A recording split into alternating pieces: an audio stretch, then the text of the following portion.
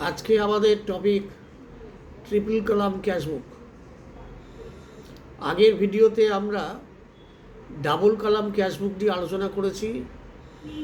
আমরা জানি ক্যাশবুক তিন রকমের হয় generally: single column cashbook, double column cashbook এবং triple column cashbook. Single column cashbook কী করে? সমস্ত ক্যাশ রিসিভস এবং পেমেন্টস এন্ট্রি করে। ডাবল কলাম ক্যাশবুক কী করে? ক্যাশ এবং ব্যাঙ্ক ট্রানজ্যাকশানস দুটোই এন্ট্রি করে, রিসিভস এবং পেমেন্ট। তাহলে ট্রিপল কলাম ক্যাশবুক কী করে? ট্রিপল কলাম ক্যাশবুক ক্যাশ ব্যাংকের সাথে একটা অতিরিক্ত কাজ করে, সেটা হচ্ছে ক্যাশ ডিসকাউন্ট অ্যালাউড আর ক্যাশ ডিসকাউন্ট রিসিভড দুটো এন্ট্রি করে।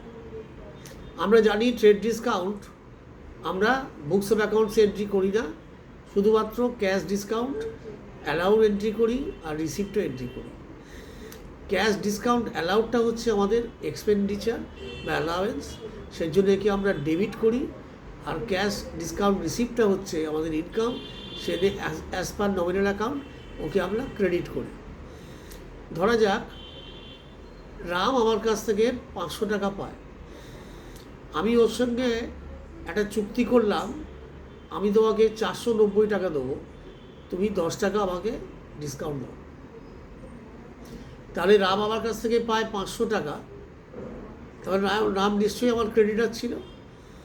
তাহলে রামকে আমি ডেবিট করব, ডেবিট দ্য রিসিভার বলে 500 টাকা। আর ক্যাশকে কত ক্রেডিট করব? টু ক্যাশ 490 টাকা। এই 10 টাকা যে অন্তর মানে ডিফারেন্স, সেটাকে আমরা কোথায় এন্ট্রি করব? To discount received. কেন? আমি 500 টাকার জায়গায় 490 টাকা দিলাম, তার মানে 10 টাকা আমার আয় হলো, সেগুলোকে ক্রেডিট করলাম। তাহলে ট্রিপল কলাম ক্যাশবুকে আমরা কীভাবে এটাকে লিখব? ট্রিপল কলাম ক্যাশবুকে ওই একই ফরম্যাট, শুধু একটা এক্সট্রা কলাম আমরা করি, সেটা হচ্ছে ডিসকাউন্ট অ্যালাউডের জন্যে ডেবিট দিকে বা বাঁ দিকে, আর ডিসকাউন্ট রিসিপ্টের জন্যে ক্রেডিট দিকে বা ডান দিকে। আর ডেট, পার্টিকুলার্স, তারপরে voucher number, ledger folio, cash, bank, discount. ডান দিকেও তাই, date, particulars, voucher number, ledger folio, cash, bank, discount. Clear? তাহলে এইবারে আমরা কি করব? তোমাকে একটা ট্রানজ্যাকশান দিল যে paid cash to Ram ₹4,900 in full and final settlement of his dues of ₹5,000। তারপরে মিস্টার রাম আমার কাছ থেকে 5,000 টাকা দিল, তার সঙ্গে আমরা অ্যাকাউন্টটাকে সেটেল করলাম 4,900 টাকা দিয়ে। তাহলে আমরা কত টাকা কম দিলাম? 100 টাকা কম দিলাম।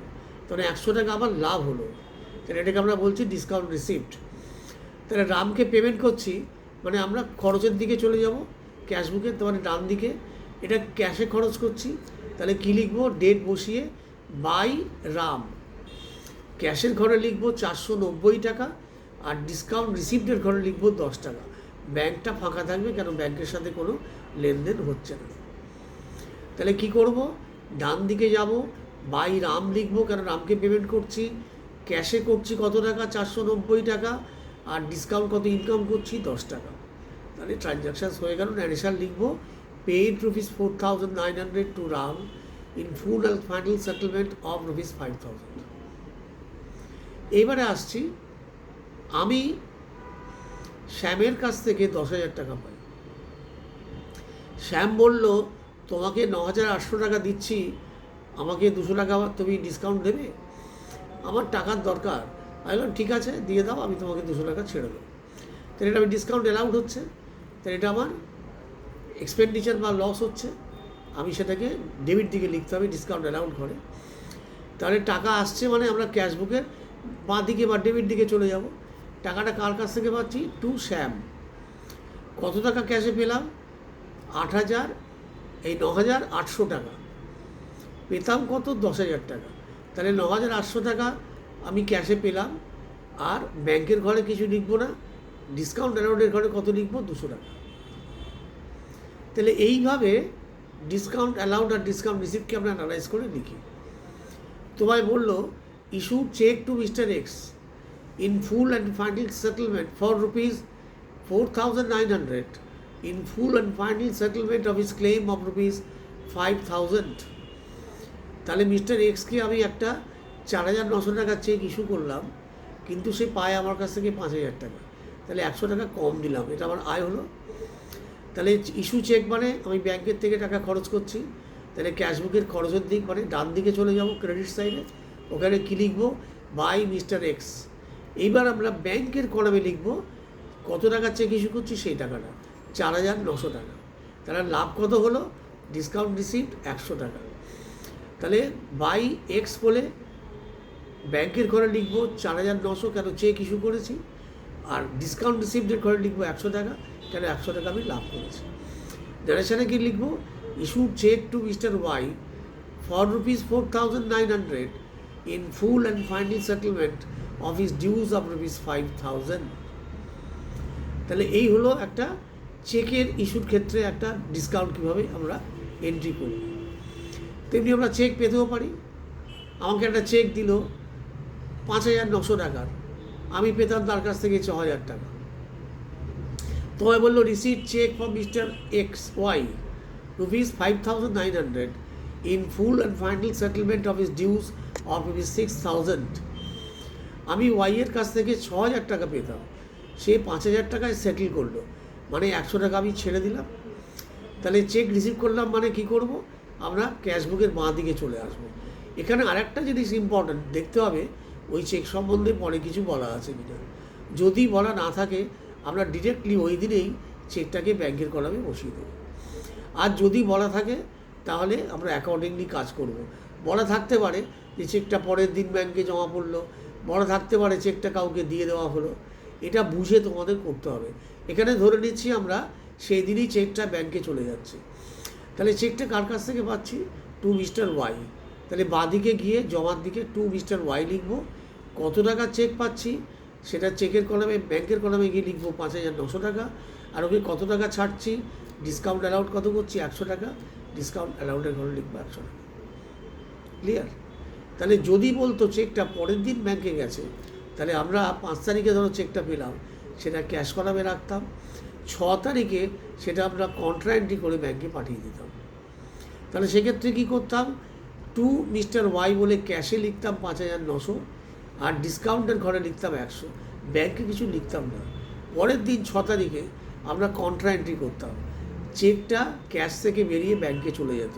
তাহলে ব্যাংকের ডেবিটে গিয়ে লিখতাম টু ক্যাশ, আর ক্রেডিট দিকে ক্যাশের ঘরে লিখতাম বাই ব্যাংক, এবং লেজার ফরির ঘরে লিখতাম সি মানে কন্ট্রা। এর জার্নাল এন্ট্রি দুটোই এদিকে লেখা হয়ে গেল, তাই আর কোনো লেজারের দরকার নেই। এইভাবে ট্রিপল কলাম ক্যাশবুক করা হয়। তাহলে ট্রিপল কলাম ক্যাশবুকে আমরা ডাবল কলামে ব্যালেন্সিং কীভাবে করা হয় শিখেছি, একই নিয়ম চলবে, শুধুমাত্র ডিসকাউন্ট কলামে ডিসকাউন্ট অ্যালাউড আর ডিসকাউন্ট রিসিপ্টে কোনো ব্যালেন্স হবে না, ওই দিকে দুটো দিকে যোগফল করে আমরা রেখে দেবো। ডিসকাউন্ট অ্যালাউডটাকে আমরা ডেবিট দিকে লেজারে পোস্টিং করব, আর ডিসকাউন্ট রিসিপ্টটাকে আমরা জেনারেল লেজারে ক্রেডিট দিকে এন্ট্রি করব। এই হচ্ছে ট্রিপল কলাম ক্যাশবুক। এরপরে আমাদের হোয়াইট বোর্ডে প্র্যাকটিক্যাল প্রবলেম সলভ করতে হবে, তাহলে ব্যাপারটা পুরোপুরি বোধগম্য হবে না। আমি মোটামুটি তোমাদের একটা আইডিয়া দিয়ে দিলাম, একটা বেসিক আইডিয়া দিয়ে দিলাম how to maintain different types of cashbook. আর একটা ধরনের হয় যেটাকে আমরা বলি পেট্রি ক্যাশবুক। পেট্রি ক্যাশবুক কী করে, ছোট্ট এক্সপেন্ডিচারগুলো মেনটেন করে, যাতে মেইন ক্যাশবুকের উপর চাপটা বেশি পড়ে যায়।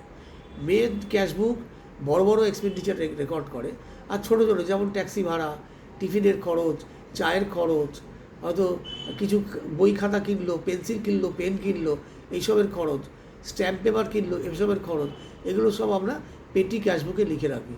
সেটা পরে আলোচনা করব যখন প্র্যাকটিক্যাল প্রবলেম সলভ করব। তাহলে আজকে এই পর্যন্ত থাক। আশা করি তোমরা বুঝতে পেরেছো। আমার ভিডিও ভালো লাগলে অবশ্যই শেয়ার করবে এবং সাবস্ক্রাইব করতে ভুলো না। Thank you, good bye.